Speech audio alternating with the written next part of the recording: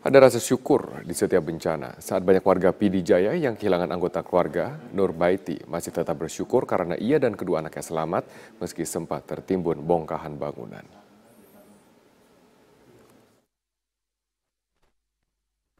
Nur Baiti dan dua anaknya sedang tertidur lelap saat gempa berkekuatan 6,5 skala Richter mengguncang PD Jaya, Aceh, Rabu pagi kemarin.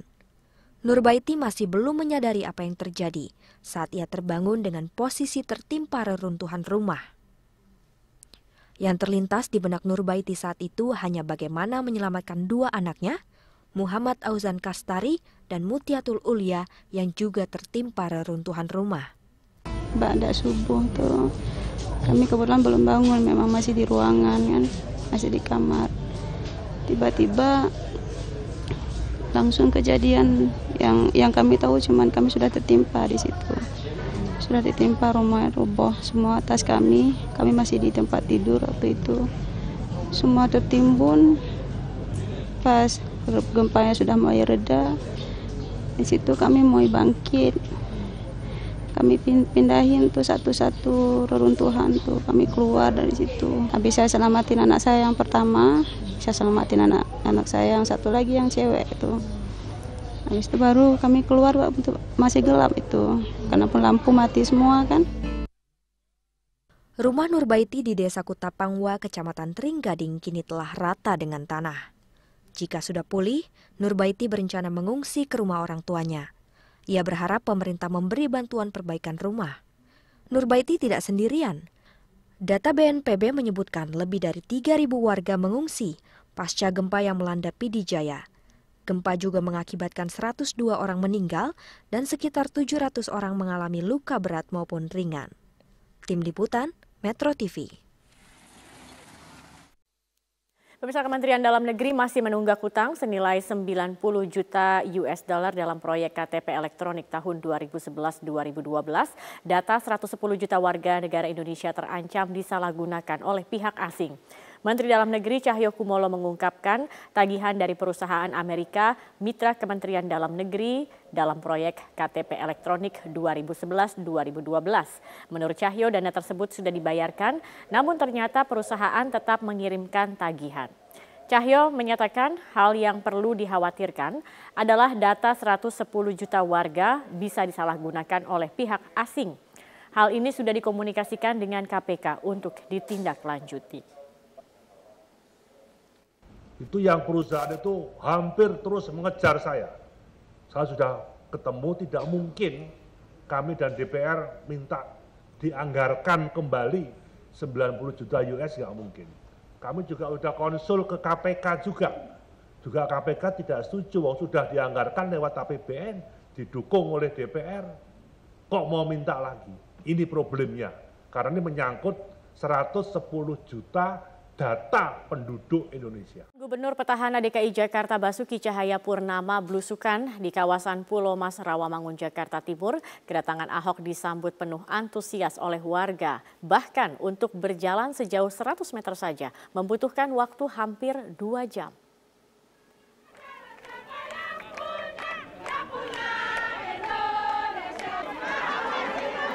Ahok didampingi sejumlah anggota tim pemenangan belusukan di kawasan perumahan warga Pulau Mas, Jakarta Timur.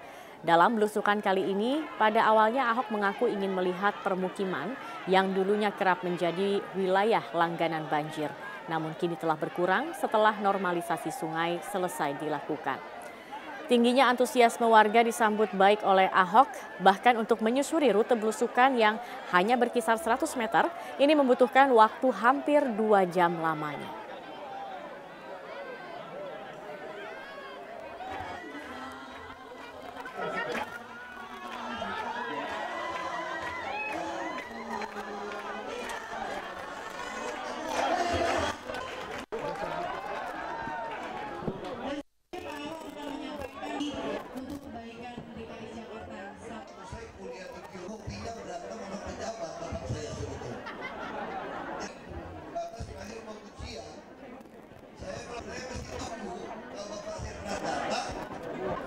Ratusan rumah warga di Kabupaten Bojonegoro, Jawa Timur rusak akibat diterjang hujan dan angin kencang. Meski tidak ada korban jiwa, namun akibat insiden ini warga menderita kerugian hingga puluhan juta rupiah. Dengan dibantu sejumlah petugas, warga bergotong royong memperbaiki rumah mereka yang rusak akibat diterjang hujan dan angin kencang. Selain menerjang rumah, hujan lebat yang disertai angin kencang tersebut juga merusak puluhan pohon dan sejumlah fasilitas umum. Hingga hari ini petugas masih melakukan pendataan untuk merinci jumlah kerugian masing-masing warga yang rumahnya rusak. Sebelumnya, hujan lebat yang disertai tiupan angin kencang melanda hampir di seluruh wilayah Kabupaten Bojonegoro, Jawa Timur pada Senin siang.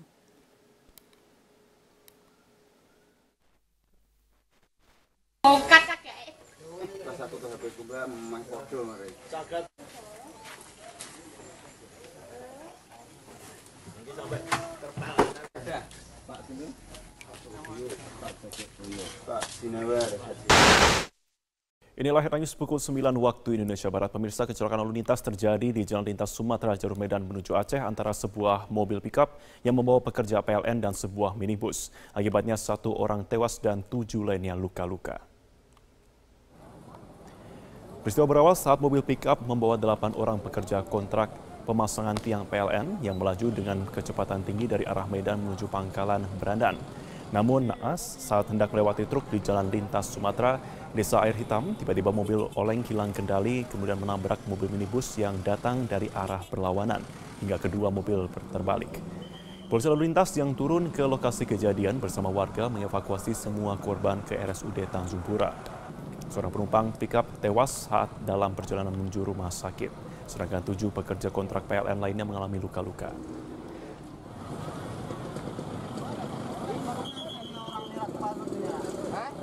Sejumlah pimpinan kementerian dan lembaga menjadi pembicara dalam rapat koordinasi yang dihadiri seluruh gubernur di Indonesia. Panglima TNI Gatot Nurmantio ini menjadi salah satu pembicara. Kami langsung bergabung bersama rekan kami ada Desa Lampesi langsung dari kantor Kemendagri Jakarta.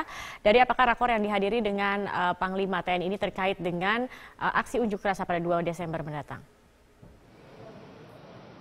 Secara implisit, tuan rumah Menteri Dalam Negeri Cahyokumolo mengungkapkan bahwa rapat koordinasi yang dihadiri oleh hampir seluruh gubernur dari seluruh Indonesia ini tidak membahas situasi ataupun dinamika politik di seluruh Indonesia jelang rencana aksi unjuk rasa 2 Desember mendatang di DKI Jakarta.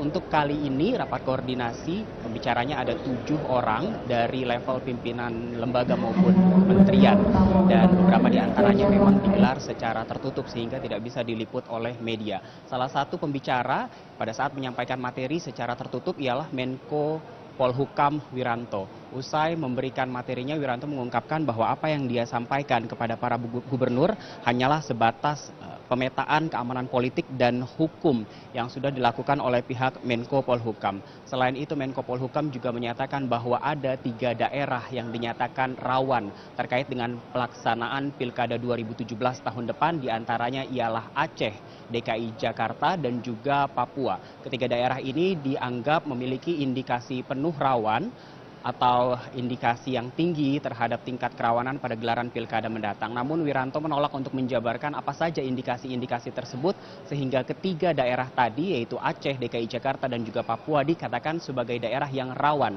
untuk gelaran pilkada mendatang. Selain itu ada satu aspek yang dianggap rawan dalam pilkada nanti yaitu kemungkinan terjadinya penyalahgunaan kewenangan yang dilakukan oleh kontestan ataupun pasangan petahana. Selain itu, Panglima TNI Jenderal Gatot Nurmantio juga baru saja memberikan koordinasinya di hadapan para gubernur secara terbuka. Ada satu pendapat yang dikeluarkan atau satu poin yang saya garis bawahi dari apa yang disampaikan oleh Panglima TNI terkait dengan rencana aksi demonstrasi 2 Desember mendatang. Panglima mengungkapkan bahwa jika demonstrasi 4 November kemarin betul-betul dari hati dan hanya fokus kepada penegakan hukum kasus Ahok, sementara untuk demo 2 Desember nanti sudah ditunggangi oleh pihak asing. Bahkan Panglima juga menyebut sejumlah negara. Kita lihat pernyataannya. Dan pasti akumulasi luar pun ikut. Kenapa? Karena tanggal 20 kemarin saya dikejutkan berita bahwa Habib Rizik dianiaya oleh oknum Kostrad, kami masuk rumah sakit. Saya cek tidak ada. Dan saya telusuri, berita itu ada 2 sumbernya. Dari wilayah Australia dan New Jersey, USA. Menteri Dalam Negeri Cahyokumolo tadi usai Panglima TNI memberikan pemaparannya meminta kepada seluruh masyarakat Indonesia untuk betul-betul cerdas dan menyikapi dengan bijak mana yang perlu dilakukan dan mana yang tidak, agar keutuhan bangsa Indonesia tidak mudah dipecah belah oleh pihak asing, terutama dari negara-negara lain yang memiliki kepentingan di Indonesia untuk memecah belah bangsa. Zakia. Oke, saya akan tanya dulu, ada kuasa hukum dari Buniani, Pak Aldwin Rahardian. Pak Aldwin, selamat malam. Ya, malam. Ya, Pak Aldwin, saya mengutip pernyataan Anda mengatakan bahwa penetapan tersangka dari klien Anda, Buniani, ini tidak adil. Kenapa penyebabnya? Ya, itu dirasakan oleh Pak Buniani. Artinya begini, prosesnya kurang fair. Meskipun itu hak tersendiri ya, penyidik, baik itu dia punya hak subjektif ataupun objektif. Hanya kemudian pertama begini kronologisnya. Beliau dipanggil itu pertama kali sebagai saksi, ya. Beliau datang, terus kemudian pemeriksaan dimulai, berakhir di kurang lebih pukul 20, pukul 8. Ketika selesai penandatanganan BAP, langsung disodorkan surat penangkapan, ya kan? Dan hal itu tidak lazim begitu menurut kami. Karena apa? Yang lazim harusnya seperti apa menurut Pak Budi Anda? itu kan ada di kantor. Begini, tidak perlulah surat penangkapan itu keluar. Sekarang dengan kasus yang sama, apple to apple misalkan dengan Pak Ahok, keluar nggak surat penangkapan? Sampai kemudian 1 kali 24 jam diperiksa di Polda Metro misalkan. Kan tidak juga. Apalagi yang bersangkutan datang ke kantor. Buat apa begitu keluar surat penangkapan, ya kan? Tapi lagi-lagi itu ya hak penyidik, kita hargai. Tapi kemudian itu disesalkan oleh klien kami, Pak Buniani, bahwa ini tidak equal. Ya. Kalau yang tidak kedua, adil, Anda ada rencana untuk pra-peradilan digelar, status tersangka klien Anda, Pak Aldwin? Ya, kita nanti akan kaji secara bersama, tapi tentunya akan seperti itu. Karena apa? Pertama, ini tidak digelar secara terbuka. Ya, gelar perkaranya harusnya terbuka seperti apa yang terjadi pada kasus Pak Ahok. Terbuka di sini bahwa satu sama lain menyodorkan para saksi ahli. Ya, apalagi yang dituduhkan ini Undang-Undang ITE pasal 28 ayat 2. Ya, di mana sangat multi interpretasi. Apalagi yang dipersoalkan kan sudah bukan video lagi. Video itu sudah tuntas dan pemeriksaan forensik Barreskrim tidak ada persoalan. Tidak ada yang mau kata-katik itu video itu. Tapi itu kan yang utama karena pertama kali sumbernya adalah Pemprov DKI. Yang kedua, ya, yang dipersoalkan itu adalah caption. Ya, caption, intisari dan pendapat pribadi Pak Buni. Semua orang melakukan hal yang sama. Pak Buni mengupload ulang itu tanggal 6 Oktober. Ya, dia mengupload ulang dari media NKRI, ditambahkan caption di bawahnya. Ya.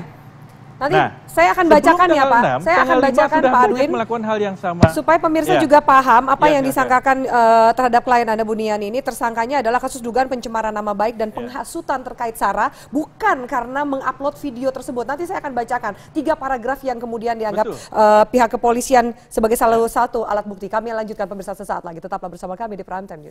Bismillahirrahmanirrahim. Assalamualaikum warahmatullahi wabarakatuh. Pertama-tama saya ingin menyampaikan terima kasih kepada seluruh jajaran pimpinan KPK yang telah menginformasikan mengenai kejadian operasi tangkap tangan terhadap salah satu staf di Direktorat Jenderal Pajak. Tentunya saya sangat kecewa terhadap tindakan dari aparat pajak, terutama pada saat kami semuanya sedang di dalam proses untuk membangun kembali kepercayaan wajib pajak melalui suatu program tax amnesty yang ini menggambarkan dibutuhkannya kepercayaan dua belah pihak, yaitu dari wajib pajak dan juga dari aparat pajak.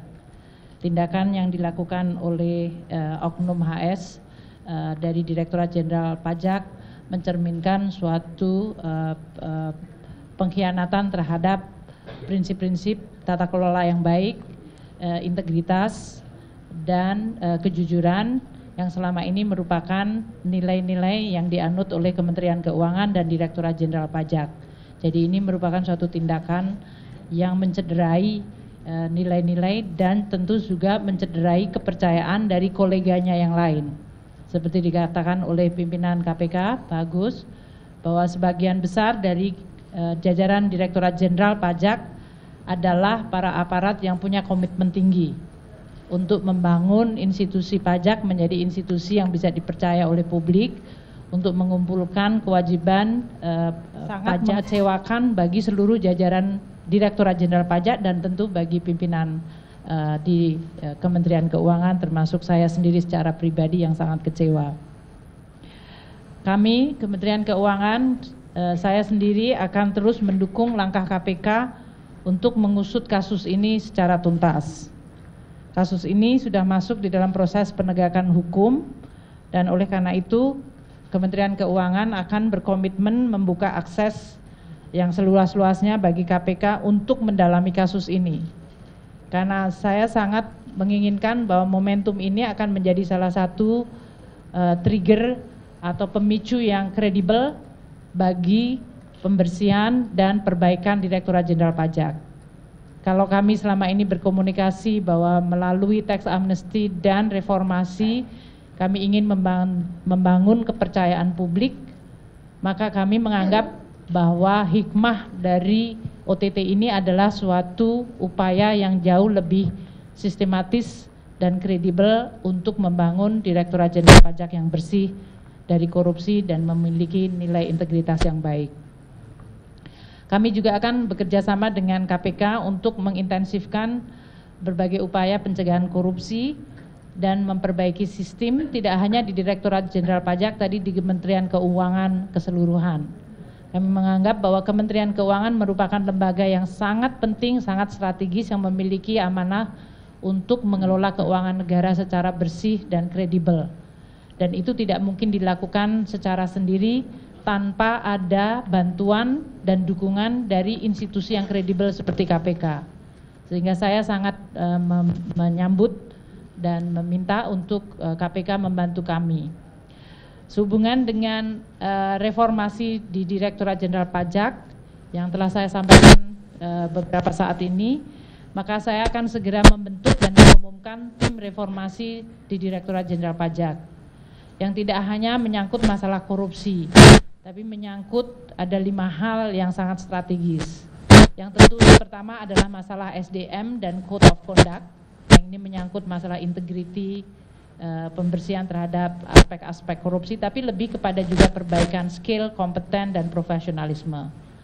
Yang kedua adalah menyangkut masalah information system dan database, karena ini akan sangat membantu kami untuk mengidentifikasikan kewajiban dari wajib pajak secara objektif dan mengurangi interaksi dari aparat pajak secara tidak perlu yang kemudian bisa menimbulkan berbagai transaksi seperti yang terjadi pada OTT ini.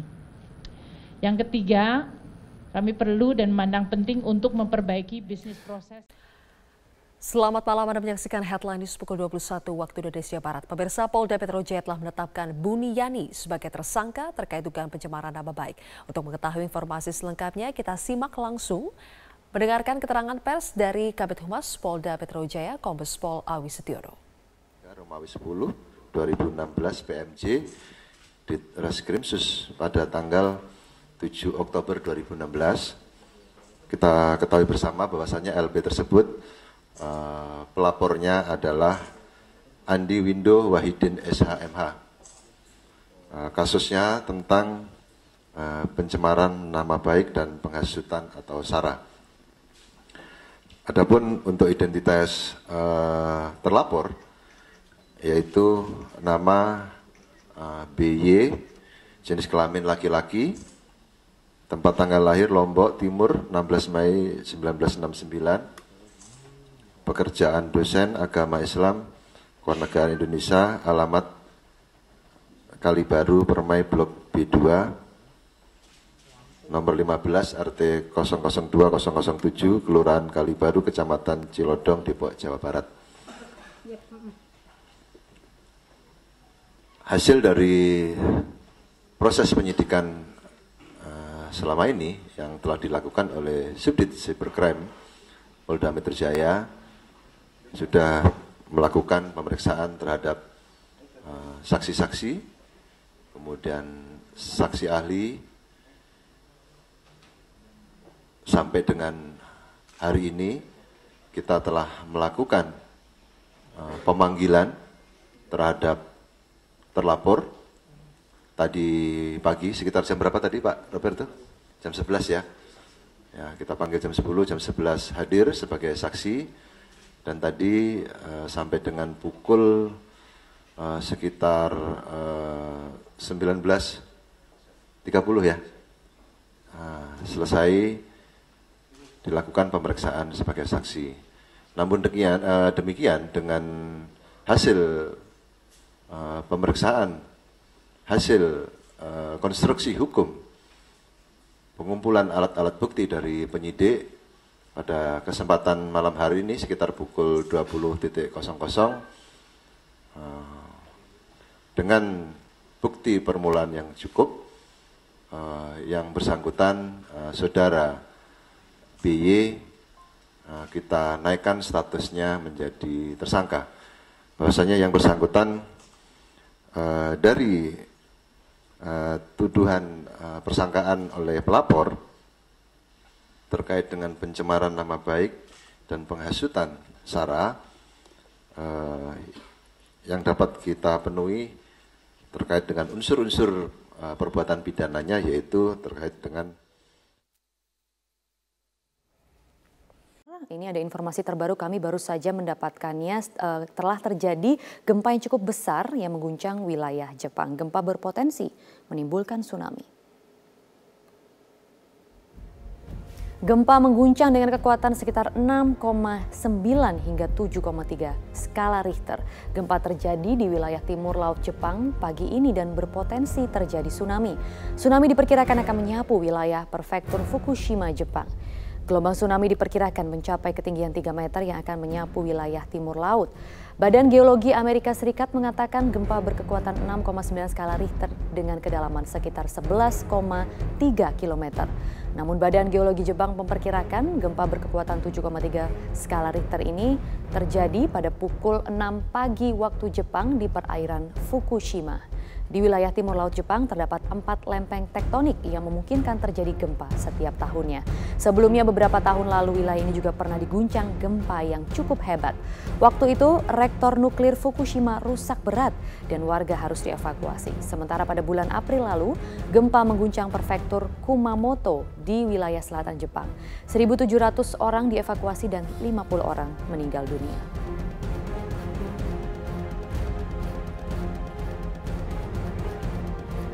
Dan pemirsa, ini adalah gambar yang kami dapatkan dari stasiun televisi NHK dan ini memperlihatkan pantai Fukushima yang sedang menunggu detik-detik terjadinya tsunami.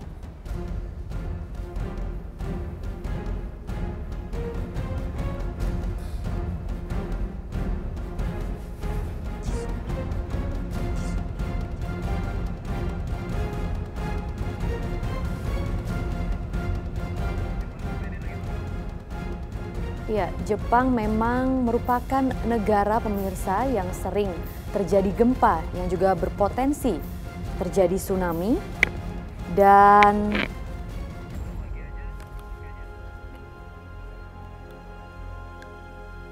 saat ini pantai Fukushima juga menurut Badan Geologi setempat sedang menunggu detik-detik tsunami di sana. Dan pemirsa, gempa dengan kekuatan sekitar 6,9 hingga 7,3 pada skala Richter ini mengguncang wilayah Jepang pada sekitar pukul 6 waktu setempat. Gempa terjadi di wilayah timur laut Jepang pagi ini dan berpotensi terjadi tsunami.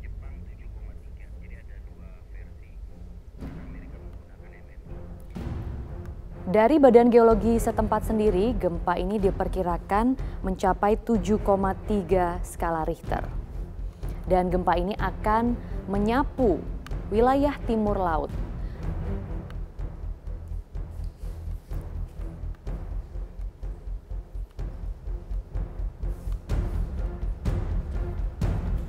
Dan pemirsa, di wilayah timur laut Jepang terdapat 4 lempeng tektonik yang memungkinkan terjadi gempa setiap tahunnya. Sebelumnya beberapa tahun lalu wilayah ini juga pernah diguncang gempa yang hebat. Waktu itu reaktor nuklir Fukushima rusak berat dan warga harus dievakuasi.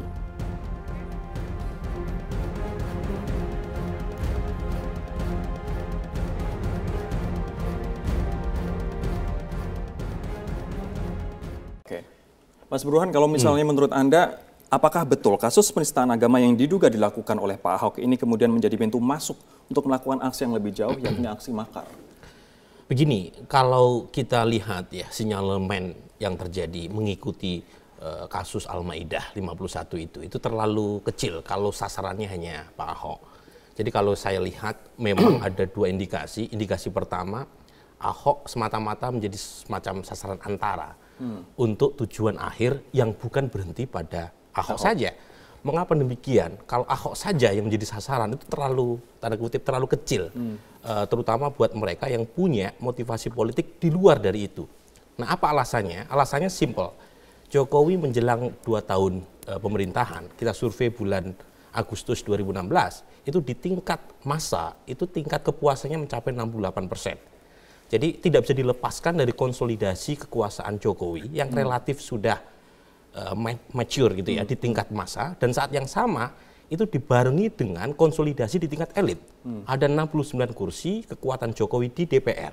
Nah, yang menarik buat saya adalah ketika lapisan elit dan massa sudah berada di belakang pemerintahan nasional, kemudian ada pintu masuk melalui oposisi jalanan. Nah, pintu masuknya memang melalui kasus Ahok. Mengapa demikian? Karena kalau sudah bicara faktor primordial, itu rasionalitas berhenti. Dan kebetulan memang harus diakui, pernyataan Ahok itu politically incorrect gitu loh. Karena dia sudah masuk pada wilayah Ahok yang diyakini oleh sebagian orang. Gimana? Kenapa kemudian yang disasar Ahok tapi tujuannya jauh lebih dari itu? Siapa yang kemudian ini nggak bisa dilepaskan dari 2019. Kalau misalnya Jokowi terlalu kuat di tingkat massa dan di tingkat elit, sulit untuk bisa menyaingi Jokowi di 2019. Jadi ada dua tujuan utamanya. Pertama, kalau misalnya tidak dibikin semacam make a dance, dibikin semacam dance itu semacam kelemahan gitu ya dari sekarang terhadap Jokowi, itu susah untuk mengalahkan di 2019.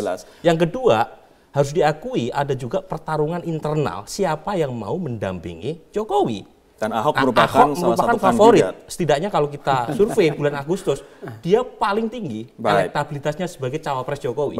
Kalau kemudian kasus ini itu praktis selesai sebenarnya buat Ahok kalau ingin menjadi cawapres. Baik, kita harus jeda terlebih dahulu. Ada persoalan internal juga. Hingga sore ini proses pencarian 15 nelayan KM Mulia Jati masih berlangsung, dan untuk mengetahui perkembangan terbaru proses pencarian, rekan Ferry Prihardi akan menyampaikan laporan selengkapnya langsung dari Tuban, Jawa Timur. Ferry, apakah pencarian dari tim SAR sudah membuahkan hasil, Ferry? Ada sekitar pukul 13.30 atau 1 jam setengah yang lalu, tim di posko antemortem DVI yang ada di dermaga PT TI ini mendapatkan informasi dari tim pencarian yang berada di titik lokasi bahwa sudah ada 3 nelayan yang ditemukan pada pencarian dari pagi hingga siang hari ini. Namun ketiga yang sudah ditemukan tersebut belum diketahui identitasnya, dan 3 ditemukan dalam kondisi tewas. Saat ini ketiganya tengah dalam perjalanan untuk dibawa ke dermaga untuk selanjutnya diidentifikasi oleh tim dari Disaster Victim Identification Bidokes Polda Jawa Timur. Nanti 3 yang sudah ditemukan tersebut akan dibawa untuk selanjutnya diidentifikasi di RSUD Tuban, dan proses identifikasi dengan menginput atau memasukkan seluruh informasi yang berasal dari seluruh pihak, baik itu dari pihak pemilik kapal, pihak keluarga, dan juga pihak kepolisian, masih terus dilakukan hingga saat ini. Terhitung sejak pukul 14 tadi, 15 identitas sudah diketahui secara nama, dan 2 nama yang baru masuk adalah atas nama Budi Kurniawan ataupun Wawan, dan juga Marto atau Andri. Keduanya merupakan warga Kecamatan Jekulo, Kabupaten Kudus. Dan saat ini sambil menunggu proses pencarian di lautan yang berkisar 40 km dari pantai di Tuban ini masih terus berlangsung. Diperkirakan batas pencarian untuk hari ini akan berlangsung hingga pukul 17 ataupun 17.30 melihat kondisi cuaca dan juga melihat kondisi pencahayaan, karena proses pencarian tidak mungkin dilakukan setelah malam hari. Ade. Ya, Ferry, lalu bagaimanakah dengan kemungkinan penyebab terjadinya tabrakan tersebut, Ferry?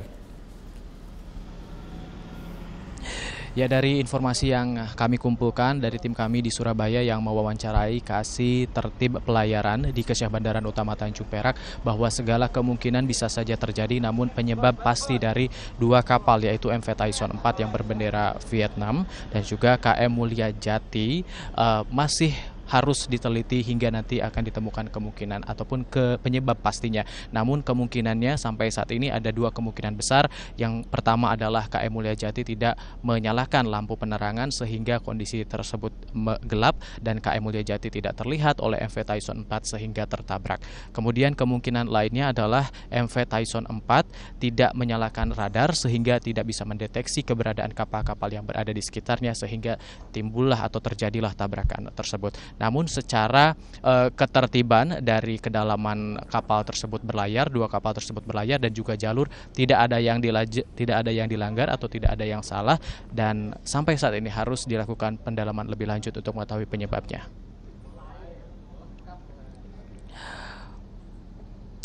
Untuk sementara kembali ke studio Ade.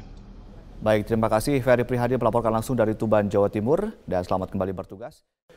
Selamat siang pemirsa, inilah Headline News pukul 14 waktu Indonesia Barat. 15 nelayan dinyatakan hilang akibat kapal berbendera Thailand dan kapal nelayan tabrakan di perairan Tuban, Jawa Timur. Berdasarkan informasi petugas Pelabuhan Brondong Lamongan, tabrakan terjadi pada pukul 4 dini hari tadi saat kapal berbendera Thailand KM Tyson sempat membawa tapioka dari Thailand tujuan Surabaya bertabrakan dengan KM Mulia Sejati. Dan untuk mengetahui bagaimana upaya pencarian 15 nelayan yang hilang, saat ini kita sudah terhubung dengan Pak Misngadi, Syah Bandar Pelabuhan Brondong, Lamongan, Jawa Timur. Selamat siang, Pak. Selamat siang. Ya, bagaimanakah upaya atau bagaimanakah kronologis peristiwa ini, Pak? Siap. Kronologi kejadian ini tadi pagi sekitar pukul 4 pagi. Itu kapal nelayan Mulia Sejati ditabrak MV Tyson 4. Ya. Di posisi kurang lebih 17 mil dari Pelabuhan Brondong gitu, Pak. Ya. Bagaimanakah upaya pencarian saat ini, Pak? Untuk posisi sekarang sudah dalam taraf evakuasi terhadap 12 orang yang selamat. Untuk yang 15 masih belum diketahui nasibnya. Jadi ini yang 12 untuk dievakuasi ke Pelabuhan Lamongan Sorbes untuk mendapatkan pertolongan lebih lanjut gitu, Pak. Jadi masih 15 orang masih dicari ya Pak Misngadi ya? Siap, ini Basarnas beserta tim lainnya menyisir para korban tersebut untuk mencari keberadaan mereka gitu, Pak. Baik, Pak Misngadi, dari 15 orang yang masih dicari, apakah warga negara mereka semua warga negara Indonesia, Pak? Oh, yang dicari ini warga negara kita, Pak. Ini baik. Nelayan dari Juwana, Jawa Tengah gitu, Pak. Ya. Baik, terima kasih Pak Misngadi telah memberikan informasi kepada kami.